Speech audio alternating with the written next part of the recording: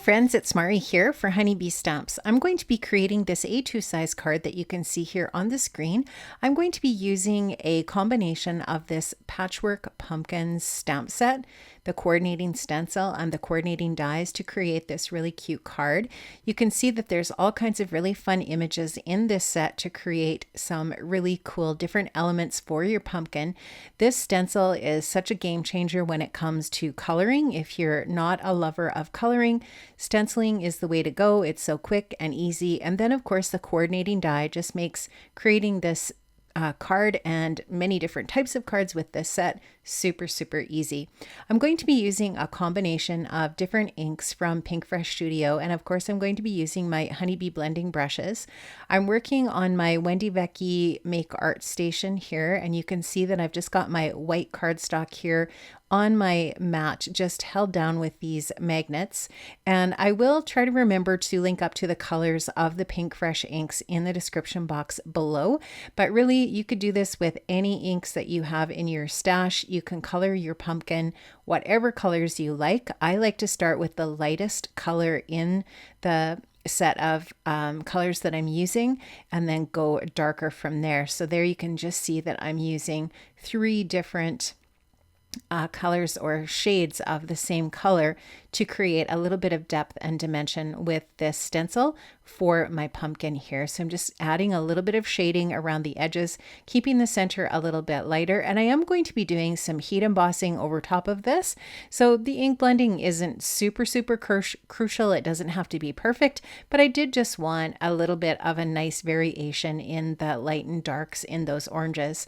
Now, I'm going to go to the leaves next. I did actually stencil in the flower part of this stencil set, but I didn't really like it. So I'm going to show you another color combination instead of sharing the color combo that I used for the first go on that flower.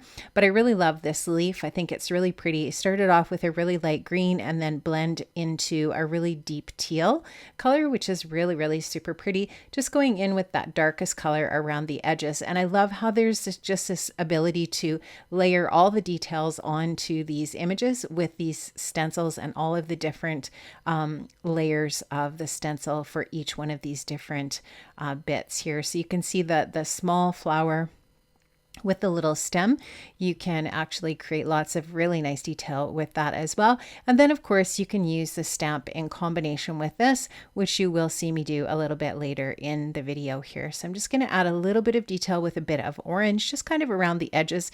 And the really great thing about the Honeybee blending brushes is they come in a bunch of different sizes, so that you've got these small ones. There's actually even a teeny tiny one, even smaller than this one here, that is really great for the smallest details. So make sure you check those out. I will be sure to link up these brushes in the description box below. I love the Honeybee blending brushes. They're my favorite blending brushes for sure.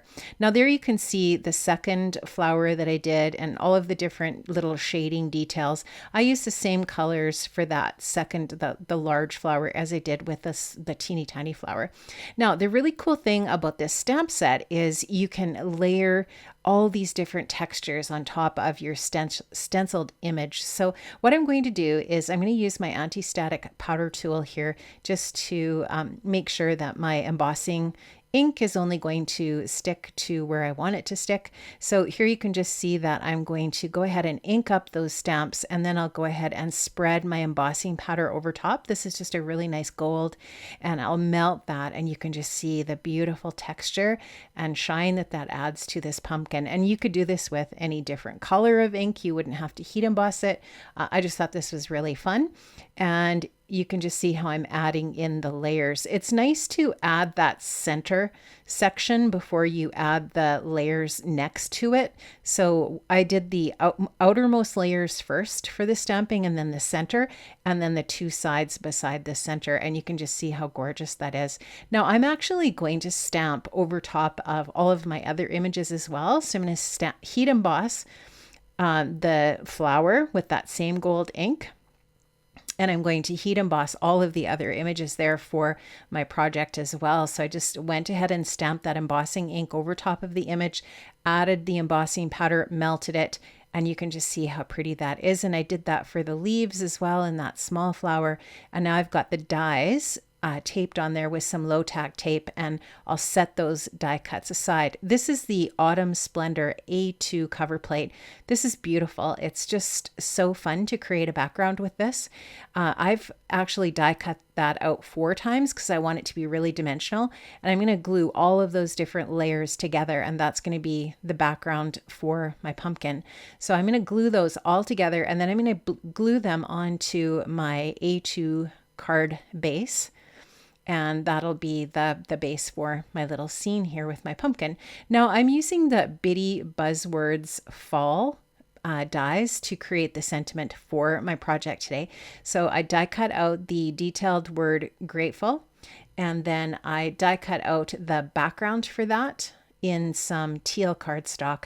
And I added a little bit of that really pretty Tide Pool ink to that teal cardstock just to give it a little bit of that same color that's on the ink blending on those leaves. And now I'm just going to glue that white Scripty Grateful over top of the base. And again, that's the Bitty Buzzwords Fall dies, which are really super great for creating a sentiment for your card. Now I'm going to pop up my pumpkin on some foam squares and adhere that onto my card, and I'm just going to start to create my little pumpkin scene here with the different die cut pieces. So I'm adding each one of those little pieces to my card with some foam adhesive, and here you can just see that leaf is just going to fit in behind there. Now I am going to be using my honeybee tweezers to help me add these things onto my card, just for placement. And I'm also adding a little bit of gold pigment ink to the edges of some of the little pieces here and there. I didn't stamp anything on this stem. There's no detailed stamp for that. So I just took my ink dauber and added a little bit of gold ink to the edges. Now I'm just kind of messing around with placement here. I wasn't really sure where I wanted to place everything.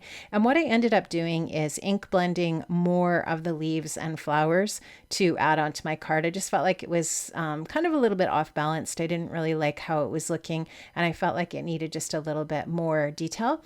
So super easy to do. I just went ahead and did more ink blending in exactly the same way that you saw me do that already, and created just more of the little pieces. And I did pop up that word grateful, as you can see here, on some foam adhesive, and I added that on. And again, I don't commit to leaving this little leaf and flower up at the top. You'll see that gets moved, but I just wanted to try it. And that's the fun thing about making a card.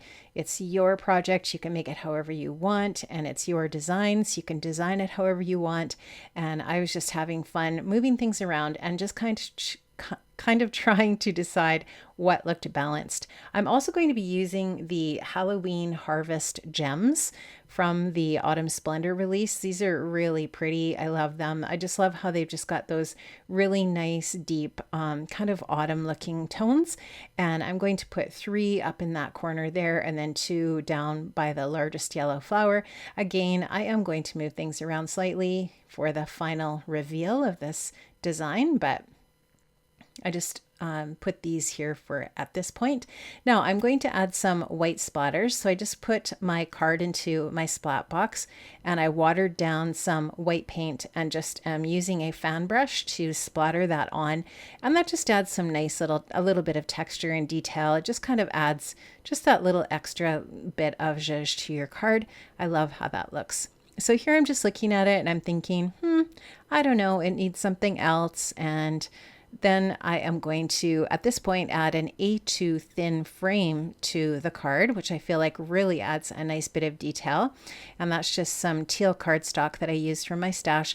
And there you can see how I die cut out some extra pieces to add over to the right. And I've also got that frame, and I just love the balance and how everything's looking now. I also wanted to add a little bit of gold stickles to the center of the 2 large flowers, and that will finish off my card. So I have linked up to everything I used in this project today in the description box below, so check that out.